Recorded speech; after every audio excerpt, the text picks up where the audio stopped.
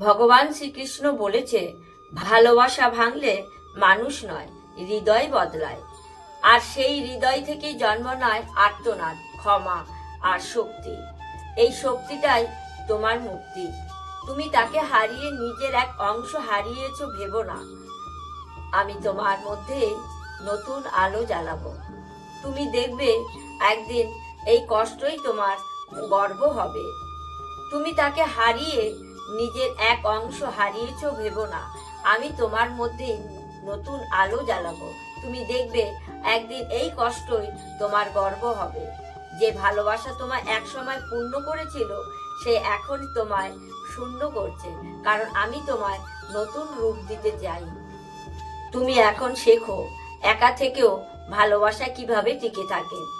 তুমি ভালোবেসে হারিয়েছো, তাই তুমি সবচেয়ে সৌভাগ্যবান। কারণ যে ভালোবাসার স্বাদ পেয়েছে, সে ঈশ্বরের ছোঁয়া পেয়েছে। তুমি সেই ছোঁয়াটাকে মনে রেখো, তাতেই তোমার শান্তি আছে। সকলে দুহাত তুলে বলো, নিতাই গৌর প্রেমানন্দে হরি হরি বল।